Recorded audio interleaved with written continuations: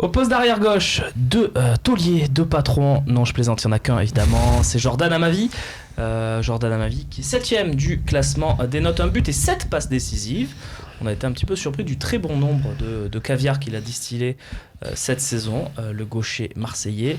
62% du temps joué. On rappelle qu'en début de saison, c'est Tonton Pat qui jouait. Hein. Il était là, Tonton Pat, donc il lui a croqué du temps de jeu.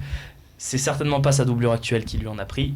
Henri Bédimo, on va le citer, messieurs, puisqu'il a quand même joué 3% du temps de jeu. On se dit 3%, c'est rien. Mais 3% de 62 matchs, ça fait quand même au moins 2 matchs complets. 4,6. Oui, Romain ? Ça fait pas beaucoup sur une saison quand même. Pour Bédimo ? Non, je plaisante.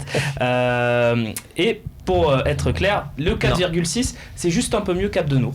Voilà. Donc c'est pas si catastrophique que ça. Oui, attention quand même. C'est surtout une fin de contrat en 2019. Il lui reste encore une année de contrat à Henri. En 2019, on pourra faire péter un petit bouchon de champagne quand même, avec tout ce qu'il y a. Oui, il faut pas le voir comme ça. Enfin, je veux dire, j'ai pas envie de prendre spécialement la défense d'Henri Bédimo, mais je rappelle que quand il a signé son contrat, personne lui a mis un calibre sur la tempe en disant il a mis une calibre sur la tempe de personne en disant je veux signer 3 ans. Hein. Donc on l'a fait signer, il aurait pu accepter des offres plus lucratives de Turquie. Voilà.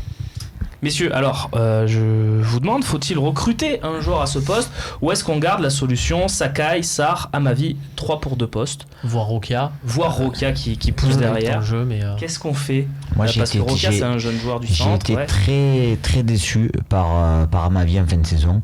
Il m'a pas donné une entière confiance qui me pousse aujourd'hui à te répondre en te disant non c'est bon, comme à droite on bouge pas.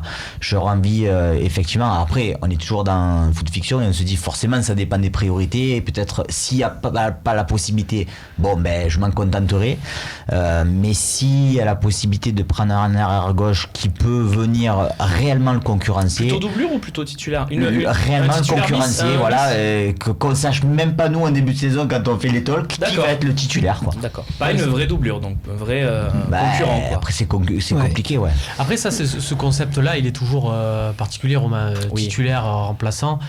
On le sait une fois le terrain qui décide, parce que c'est comme quand on dit on recrute ce mec, mais si tu le recrutes il est titulaire, ça veut rien dire. Oui. On a recruté Aymen Abdenour, vu son salaire, vu son passé, il était censé être là pour être titulaire. Il est nul, il a été envoyé en tribune tout le temps. Bien sûr. Après, tu sais très bien que si on prend un joueur de Ligue 2, par exemple, on pourra le cataloguer comme une doublure. Voilà. Mais c'est pour ça que je pose la question. Moi, Max disait, il y a un joueur, je veux pas savoir qui est le titulaire, qui est le remplaçant début de saison. Moi, je suis pas du tout dans cette optique-là, mais il y a un truc que je veux pas savoir. Au final, c'est limite le joueur qu'on recrute. Moi, j'aimerais bien qu'on prenne un pari, un joueur à la Laurent Bonnard. Voilà, par exemple, c'est-à-dire soit un joueur, un prometteur de Ligue 2, comme l'était Ferland Mendy la saison passée, qui a quand même, faut reconnaître, était très bon. Ligue 2 ou national peut-être. Des bons joueurs. Il y en a des bons d'arrière gauche en national. Oui, le championnat national, il y a beaucoup de jeunes joueurs méconnus, mais qui ont un parcours un peu différent, mais qui arrivent à percer un peu sur le tard. Ça peut être une bonne surprise aussi pour ça. À ce poste-là, d'arrière gauche, t'as des idées, Non, pas particulièrement. Non. Pas comme ça, là, directement, non, mais de toute façon, le championnat national est un championnat qui est très supervisé. Ouais. Et c'est vrai qu'il y a beaucoup de joueurs qui arrivent à éclore en passant par le championnat national, donc pourquoi pas. Le poste d'arrière gauche, ça peut être aussi un joueur de petite formation de Ligue 1, attention. Bien sûr. Un Dibassi, par exemple, Damien, que j'ai trouvé bon. Pourquoi pas Non, mais ce que je pense, c'est qu'en termes de stats, à ma vie, il a des bonnes stats. Après, gros point d'interrogation parce que Marseille a fait signer un jeune joueur, Christopher Rokia. C'est un gros point d'interrogation. Et le problème, c'est que lui, on l'a pas vu, donc on ne sait pas ce que ça peut donner. Et le problème aussi, c'est que Jordan Amavi a enchaîné tous les matchs, il a été un peu esselé. Mais sa qualité, on la connaît. Et là, je sais pas. Là, c'est un gros.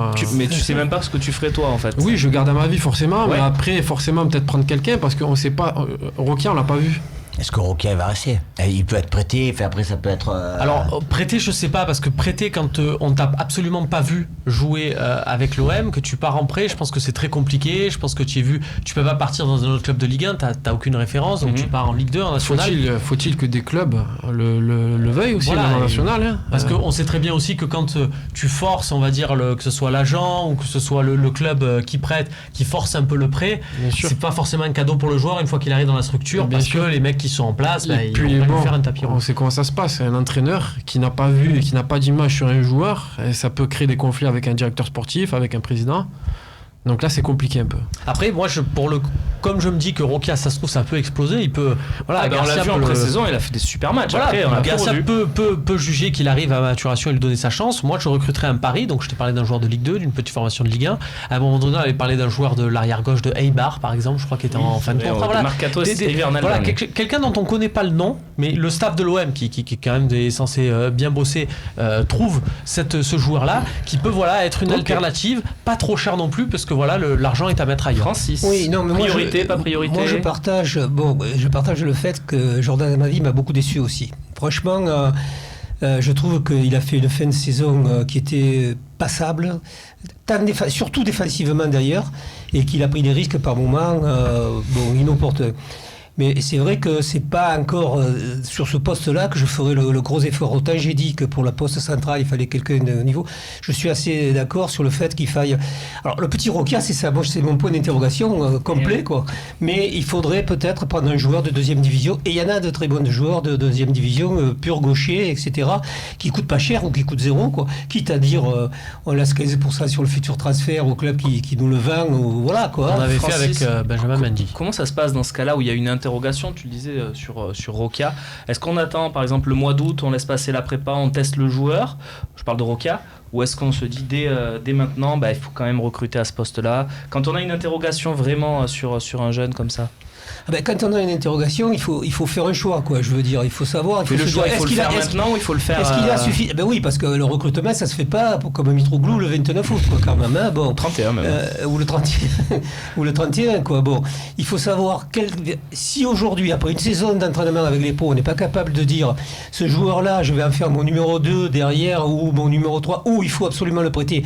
Mais effectivement, pour le prêter, moi, je suis dans un club, je le connais pas, je l'ai jamais vu, donc je sais pas quelle qualité il peut avoir, quoi. Donc c'est vraiment un cas, on fait signer un joueur professionnel et il faut que de temps en temps il soit hors sur le terrain et pas toujours sur les tribunes, puisqu'il y a des matchs qui pouvaient peut-être permettre son intégration, quoi. Arrangez-vous entre vous, messieurs. Vas-y. Non, je disais surtout qu'il a très peu joué même en réserve. C'est ça qui me... Et quand tu es jeune, il était écarté du groupe avec les pros, mais pas en réserve. Mais quand on est jeune comme ça, l'apprentissage, c'est de jouer, que ce soit en CFA ou en pro, il faut jouer. Ce qui est ennuyeux pour Roca, moi, c'est ce que je trouve aussi, c'est que on a parlé du côté droit avec un Sakai qui peut éventuellement basculer à gauche, et je me dis, si on prend même un joueur de Ligue 2 qui peut, ça veut dire qu'en gros tu as Mavi en 1, éventuellement un joueur de Ligue 2 ou Sakai en 2, en 3 pareil, et donc lui il se retrouverait à pas jouer, quoi. Il a même été derrière Bedimo, ça très compliqué, quoi. Après, si vous voulez, il y a un problème de philosophie du club et de direction. Parce que les entraîneurs, ils sont tous pareils, hein, c'est-à-dire que pour eux, faire de la formation, enfin il y en a quelques-uns, mais c'est très peu. Eux, ce qui compte, c'est le résultat, c'est-à-dire qu'à la fin de la saison, on les garde ou on les garde pas en fonction du résultat qu'ils ont fait. Donc pour eux, ils s'en foutent comme de l'an 40 de dire je vais essayer de promouvoir ce joueur qui dans 2 ans ou dans 3 ans va être probablement bon. Donc il faut insuffler une politique et avoir entre l'entraîneur, le directeur sportif et le président des lignes de conduite bien définies dès le départ. Très bien, monsieur, c'était très clair. On a compris vos choix, en tout cas, avec l'interrogation Rokia. À vous de faire les vôtres, évidemment, comme on le dit depuis le début de cette émission. On va passer à un poste où là, vous allez le voir, il y a du monde. C'est le poste de milieu de terrain.